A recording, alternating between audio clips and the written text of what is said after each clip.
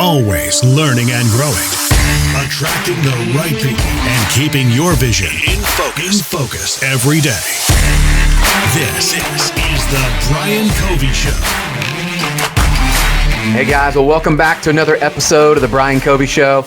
I am thrilled today to have one of my personal mentors and friends, Raul Villacis, who today we're going to unpack not only someone that's been affected, he and his wife, with COVID, and they're going through this together, but somebody that's lived through the crash of '08.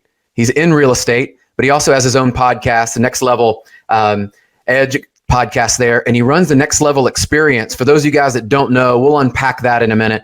But Raul not only has had an impact on me and my family, but thousands of men across the country, and has a very unique perspective around some of you that may be going through a tunnel right now. You may be going through a challenge and adapting to what this whole experience has provided for you. So we're going to jump in. We're going to have it real and raw, as we say all the time. And we're going to unpack some stuff today that you're going to find some value in. So let's jump right into it. Raul, welcome, my friend. Awesome. Thank you, brother. I appreciate you having me in your podcast, man. I love the show. I love what you're doing. And I think there's more people out there that are going to be impacted by the energy that you're putting out in the world, man. So congratulations. Dude, thank you. Thanks for inspiring me, because a couple years ago when we met, it was actually almost 2 years ago, back a month. And I remember we had connected up online, and that'll kind of take us into a little bit what you're doing today. But I found you really through one of your ads you had put out, and it spoke to me, and I knew right away, I was like, this is somebody I need to connect with. This is somebody I need to meet, and whatever it takes, I'm getting to you. I'm going to come to one of your events. So let's jump in and tell everybody a little bit, what is the Next Level Experience? What is it you're doing to really inspire men across the world? Well, thank you for saying that, because my content is not for everyone. I polarize my audience. Half of the people hate me, and the other half, get it, they love me. So when I decided to train businessmen and entrepreneurs, I wanted to talk to the entrepreneur that has been through what you and I call the tunnel. Yeah. I wanted to talk to a certain type of individual. And I think that right now it's more important than ever, if you're listening to this, especially because we're going through this pandemic, for you to dial in who your audience is. Yeah. For you to dial in, not necessarily who you want as a client, but who do you actually find yourself to having joy and fulfillment serving? Because that's the important part. Prior to me building the Edge, I had a very successful business in real estate company. I had an investment firm, I had a real estate brokerage. We did a lot of flips and buy, and really I wasn't fulfilled. Even though I was making a lot of money, even though I had a team, and we were prime for the wave, because I survived '08. I invested in distressed assets. I was lucky enough to find that part of the industry. But towards 2013, right when we were going to start getting the peak, I mean, I remember like it was yesterday, I had this crazy idea to put together a mastermind. And we did it in Vegas, and we got investors, asset managers, real estate guys, personal development guys. We got together. My intention at that moment, Brian, wasn't for me to coach them. It wasn't for me to really be the leader. It was more for me to be the curator, because that's what I saw my place at that moment. I wanted to be the curator. So I had a bunch of speakers. I had a bunch of people come in and speak. But something interesting happened in that first event. When I got up on stage, I had a breakthrough.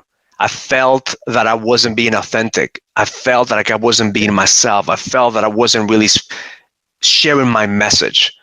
And then when I owned the message and I said, so here's what I'm going through. I've been drinking every single day because I had this physical pain. I went through depression. I went through anxiety. I went through fear, all those patterns. And I said, and the reason that I was able to break through is this, and this. Every single person there connected to that message, connected to the story. And that's when I realized that truly I want to bring a message to the world and to men, that it's okay for you to feel pain. It's okay for you to feel like you're failing. It's okay for you, especially now. Now is not the time for us to pretend that we're Superman. Now is not the time for us to pretend that we have it all our shit together. Now is the time for us to take inventory and ask ourselves, okay, where is my weakness? Yes. Where do I need to work on? And really start being honest with ourselves and start building from that place. Well, I love that, because you went through that crisis and tunnel. We talk about '08, and it built you to where you are. And you'd worked with Tony Robbins and other gurus out there. And what's unique is you're talking about that is there are so many men that they probably don't know there's an outlet, right? So you're talking about this is how do men take that step, right? Whether it's with you or someone else, like if someone's listening and they're like, hey, you know what? I relate to that. I'm going through something right now. I am drinking all the time, or I'm going through this quarantine and my life's in shambles. Like I can't figure out what's going on. I've lost my job. One of those things that triggers them. What should they do to move forward?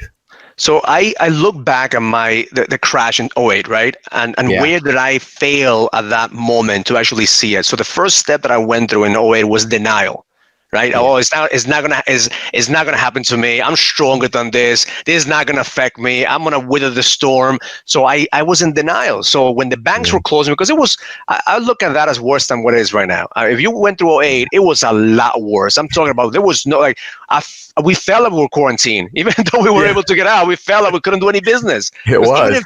Even if people wanted to buy, we couldn't sell because there was no money being traded. Nobody was lending. The credit shrunk. I remember having a mortgage company, and it got to the point that we were actually just writing the name of the mortgage company in the door because we didn't know if the next week we had to just change the name again. Yep. Because they were coming down faster. They were rising. So back then I was in denial. So. And then the second step that I went through is to pretend that I knew what I was doing. So the first step is denial. Then second one is like, oh shit, you know that you're fucked. You know that you're screwed, but now you want to pretend.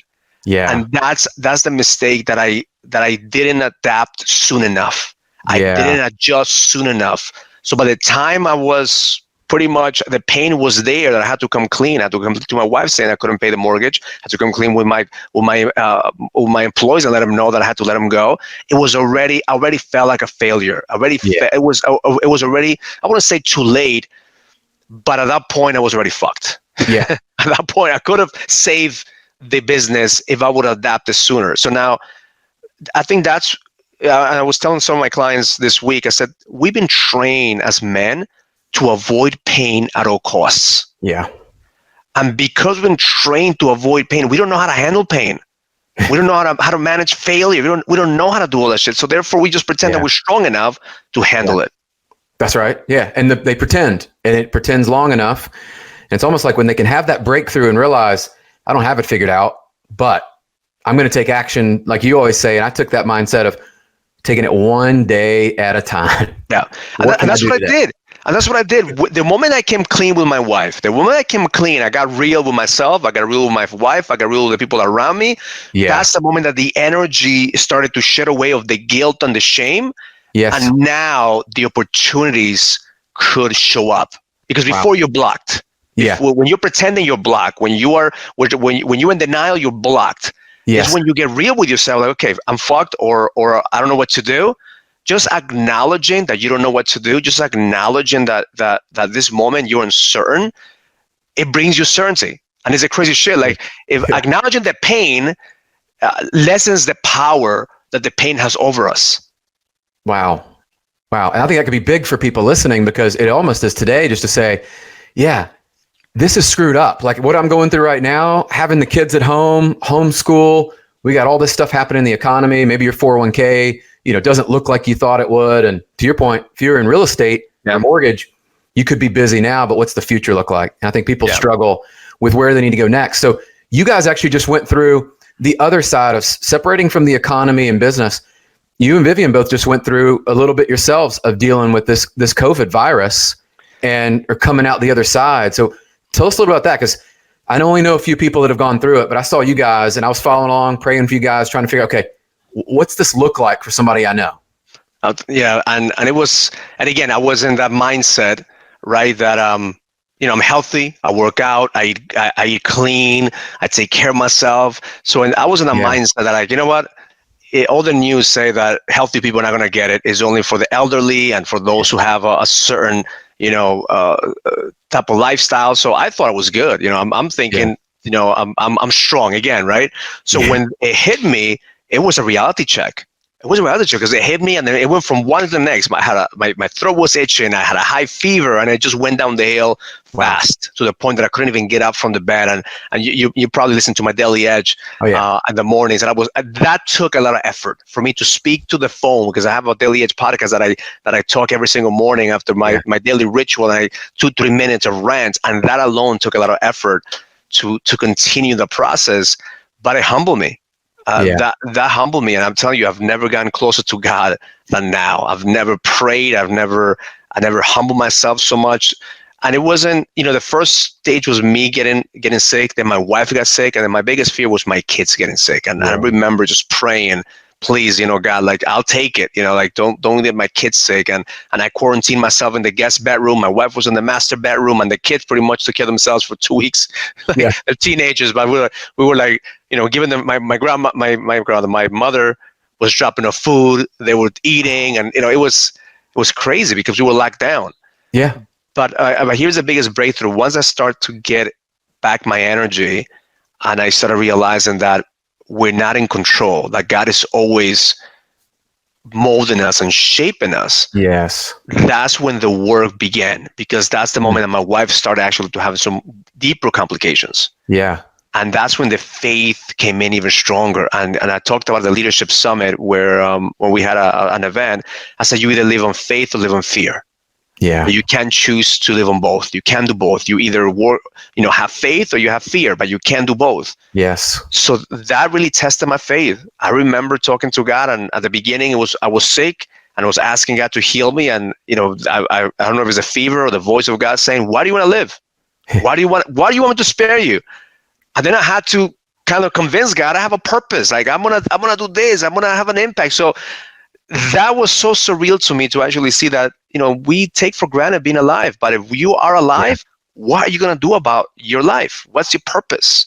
Yes. And what a breakthrough. And I was, of course, listening to Daily Edge, and I was watching you go through that. And it was almost like I was pulling energy and trying to give you energy at the same time. Like, wow, you're going through this. Like, what can we learn? What is the breakthrough? And I think many people are finding that now is like, what are your real priorities? And getting your faith and especially family back in order. Most men, we screw that up, we get it all out of balance. It's like, man, we can go do all the other stuff. We can go all in on our business, all in on our fitness. Maybe we're all about the money side, but I love how it almost brings you back to, okay, what's important. What's really important. I mean, you've been through my program. We talk about integration, right? Yeah. Health is important. Connection with God is important. Your relationships are important, and your business is important as well, because obviously you have to pay the bills.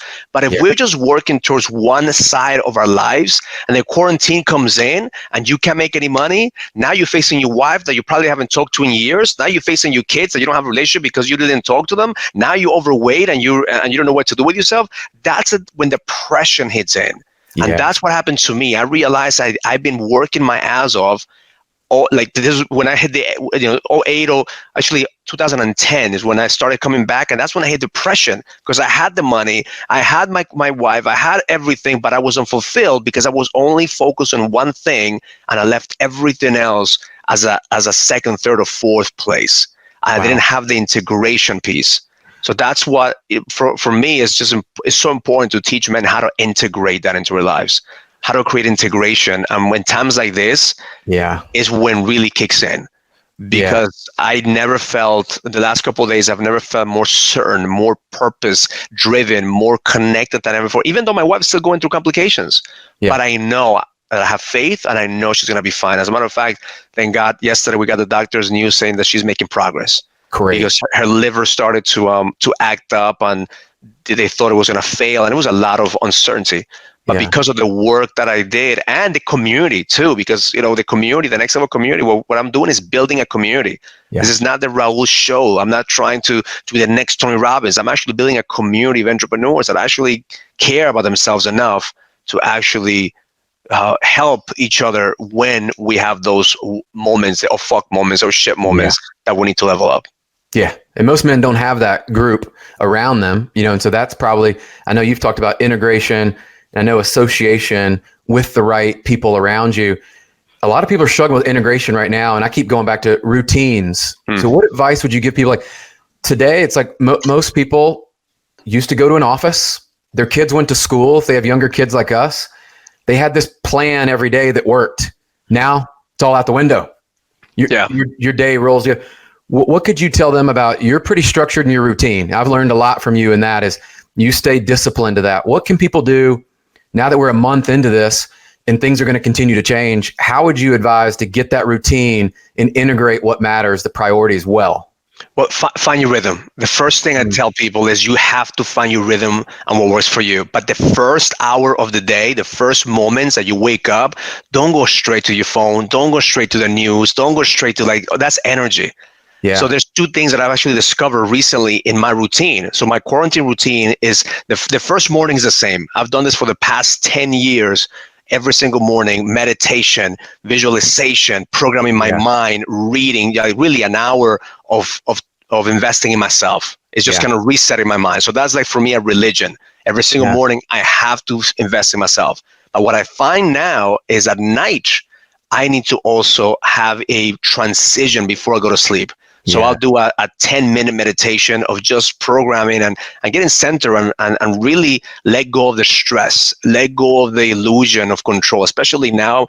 The past week we've practiced with my wife because she's been sick, and it's been a game changer for both of us because now we feel more connected. Now we feel, and then I have a program called the Aura Ring. I don't know if you can pick it up. It's in Amazon. An Aura Ring is $300, whatever it is. But my app that I have is connected to the Aura Ring, so it gives me the data. And Aura Ring will give it to you as well. I mean, they have an app, but it gives you the data of your sleeping patterns.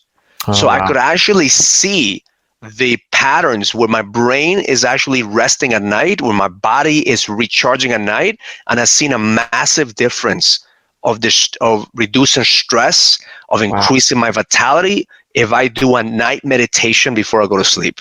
And that's been a game changer. So finding the rhythm of what's working for you so you can be productive. Yeah. And I found for me, even today I struggled. I didn't work out in the morning, which is normally the way I like to, after I've taken time to meditate and slow down, go get the workout in because I know the day is going to take off. Well, today it's probably like most, I skipped lunch to go work out. I was like, I'm going to trade one off, it's like we try to move through. I'm going to check that out because I think that's something that we could all integrate is right now we're all feeling like, okay, we're working from home. We feel more productive. I mean, I feel like by 2 or 3 o'clock some days I've done a complete day. I've crushed my goals, but then there's a little bit of fatigue sets in. Yeah. And then if you recharge, you go back into it full tilt. You're right. At the end of the night, you could be exhausted if you don't reset. And so I'm going to take that on because that's a good challenge to just slow down. Yeah, we're actually going to come up with a guided meditation just because I've been playing with it for the past couple of weeks. So I told my team, we're going to come up with a guided meditation so I'll guide you at night to show you what I'm using. And there's a certain rhythm, certain things that you have to focus on, like focusing on your energy, focusing on your vitality. Like I really study high performance. I really invest in really knowing what is the latest of catching the flow state. I mean, I've a couple of books I'll recommend to your audience. Is Stealing Fire. That book is an amazing book. It talks about high performance. It talks about being in flow. So for me, is how do you find your flow state by being at home? And having that flow state and having that space, even if it's in your closet. Like if you don't have any space, go to your closet, meditate in your closet, do whatever you need to do in your closet, and then listen. When you come out, you have a different perspective, or go outside. I have a rock. It's not a big rock. It's a small rock in the backyard, but that's where I kind of I put all my energy there. All my negative energy stays there, and then when I stand in top of that rock, I feel like I'm standing in top of the world. Yeah. So anchoring is big. Music, find your rhythm in music. Find what music gets you to that state change. And one last thing is what you eat. Yeah. Like make sure, like I'm juicing right now. We had a juicer, we never use it. Now it's being used like extra time. Like I'm juicing, I'm meditating more, I'm connecting with God more, and that is giving me a lot more energy to create. It's amazing how much energy you have when you let the stress out, when you're focusing on opportunities, when you actually acknowledge that you don't have all your shit together, when you're not you're not in control, and you allow God and the universe to actually let you see what's possible. Because I believe this is a big reset. This could be a blessing for a lot of people if we take it that way. If we are able to reset our habits, reset our priorities and reset our values. Because listen, if I have a Maserati outside in the driveway. Like if I can't take it out, like I was telling my wife, like I'm gonna sell it because I have no use for it, Because now I'm like all the material shit that we used to pride on before, now it doesn't matter. Now it doesn't matter. So like really start looking at what do we want to accomplish? What are the relationships that we want to have? Who do we want to have in our lives? Who are we going to be quarantined with next time this happens? And how healthy we're going to be so we don't get the virus. Yeah, and I think that's what a lot of us have found. And I found during this time, you hit on something with creativity. I have found through this, by eliminating things that I had before that were some distractions I wasn't even aware of, but now the creativity, the juice is flowing. And you mentioned something about flow state, which being an athlete, and I know we both train very hard. How can people find that flow state today best? Because I think you mentioned something about the rhythm and the flow state. And I love that because when we find it, it's amazing. The creativity, what we're able to do, the impact that we're able to have just is huge. So what would you give people as, how can they get into that flow state themselves? So here's what I tell people. You have to be a scientist when it comes to high performance. Yeah. Is like you really have to start, and not a scientist in a way of mixing a lot of chemicals. A scientist in a way of what makes you tick. What's the trigger? What's you being more present about the things that you're going through? And I think that we say we want to be high performers. We say we want, but we're not willing to do the work and ask the questions that will allow us to grow. So I journal every single day. Every single day I journal and I ask myself questions, and I start really taking inventory. I mean, look, the app that we developed for the program, it's a simple app. I mean, it's crazy. People pay me thousands of dollars to actually get you to have your self-discovery. Yeah. But in that app, it tells you, what did you do for your body? What did you do for your being? What did you do for your bonds? What did you do for your business? What were you holding accountable for? Who did you connect with? And what is your code? What did you learn today? So just the awareness of every single day and seeing what you're doing could give you that flow. And then little by little, you said, oh, I was in flow in this moment. Oh, I was in flow when I said this. I was in flow when and then you start putting the pieces together because flow is personal. Yes. Like if you want to be in flow state, you want to be in high performance state, the first thing I recommend is the next 100 days, journal every day and look at the patterns. What did you do today? And then tomorrow, journal again and look at the patterns and see what happened in this day. Maybe you're in flow state on the weekends. Maybe you're in the flow state on Monday. For me, Mondays is the highest level of flow state. Yeah. I've trained myself for Mondays, but now every single day seems to be the same. So I'm learning how to tap into flow state in different places.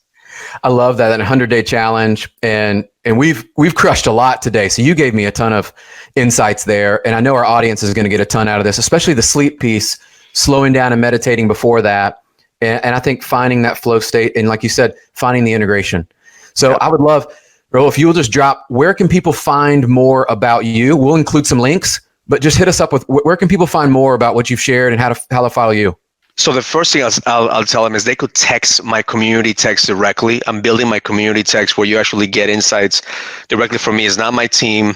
It's not my admin. It's me directly replying to your text. And that text is 203-405-9199. That's 203-405-9199. You could text me and I could add you to the different things that we do, like a Daily Edge. Then I'll send you a Daily Edge podcast. You could go to YouTube as well. We got tons of content in YouTube, tons of content in Instagram and Facebook. Yeah. But if you are looking to really go to the next level, and Brian will vouch for the work that we do here, is deep work. Yeah. Because one of the things that we pride ourselves in doing is really taking the personal development piece and going deep on the consciousness level. Yeah. So what I do is not personal development. What I do is not motivation. What I do is not just on the superficial level. I mean, that we take you guys deep, so then 100 days working with me is the same as working years with another coach or another mentor, because we really give you your code so you could shift. And I'm so proud of you, brother, because you use the stuff that you learn from us. And look, just this, I just love to see the guys using the tools and expanding. Because that's one thing I tell people: don't waste my fucking time. When you come to my boot camp, just make sure that whatever you learn from here, you own it and you use it. That's the biggest gift that you could ever give to me, brother. So this has been a gift for me, just to see you grow and see you expand. Man, thank you for taking time. I know we could go on forever, but I know you've got a hard stop, and this is going to make an impact, I know, on thousands. So just want to continue to encourage you, what you're doing. And I told you when we met, God has got something big planned for you, even bigger than what you're doing today. And so we appreciate you. And I know this is going to make a difference in people's lives. So thank you. Thank you, brother. Appreciate it, man. Subscribe, rate, and review The Brian Covey Show today. Go to briancovey.com.